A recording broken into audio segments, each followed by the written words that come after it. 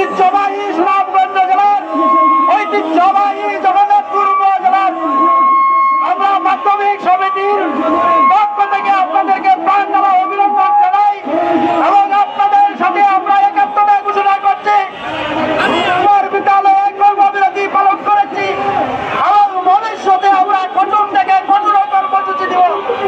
আমাদের শিক্ষকরা এমপিওভুক্ত সরকারি শিক্ষক 5টি স্কুল আছে বাংলাদেশে। বাংলাদেশের 95% ছাত্রছাত্রী এমপিওভুক্ত শিক্ষা প্রতিষ্ঠানে পড়ালেখা করে তাদের কথা চিন্তা করে আমাদের এই শিক্ষকরা এই 500 টাকা বাড়ি ভাড়া, 500 টাকা মেডিকেল ভাতা, 1000 টাকা বাড়ি ভাড়া, 1000 টাকা দিয়ে কি হয় একজন ভালো ডাক্তারের আপনার চিকিৎসার জন্য তার সম্মানিতও হয় না। আমরা আজকে এখানে এসেছি আপনাদের সাথে সারা বাংলাদেশের এমপিওভুক্ত শিক্ষকদেরকে আমি অনুরোধ করবো আপনারা দলে দলে যাকে যাকে এখানে চলে আসুন। আমাদের দাবি আদায়ের জন্য আমাদের সংগ্রাম করতে হবে, আন্দোলন করতে হবে।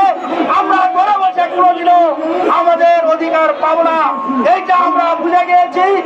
বাংলাদেশে সরকারের পর সরকার পরিবর্তন হয় কিন্তু আমাদের স্বার্থের কথা কেউই চিন্তা করেনি। বারবার আমরা বৈষম্যের শিকার। কেন আমরা বৈষম্যের শিকার? আমাদের বর্তমান শিক্ষা উপদেষ্টা একজন শিক্ষক, আমাদের প্রধান উপদেষ্টা মহোদয় আমাদের শিক্ষক।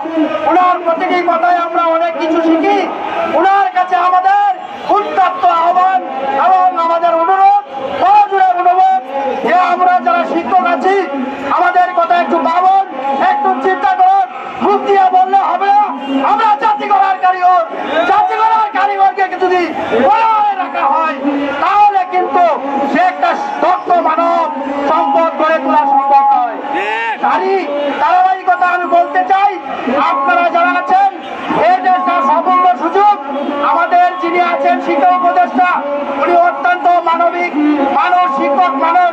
আমাদের প্রধান উপদেষ্টা মহোদয় অত্যন্ত বুদ্ধিমান একজন মানুষ, ওজন আন্তর্জাতিক খ্যাতিসম্পন্ন মানুষ, নরেন লেওরানপুর মানুষ। তার কাছ থেকে যদি আমরা দাবি আদায় করে না দিতে পারি ভবিষ্যতে আমরা কোনোদিন আর দাবি আদায় করতে পারবো না। সংগ্রামী বন্ধুরা আমার, আপনারা আসুন, সবাই মিলে বিভাজন ভুলে সবাই মিলে আমাদের এক দফা এক দাবি জাতীয়করণ না করে আমরা আমাদের বাড়িতে ফিরে যাব না। এই বলে আমি সকলকে ধন্যবাদ দিয়ে আমার সংক্ষিপ্ত বক্তব্য এখানে শেষ করলাম। আসসালামু আলাইকুম।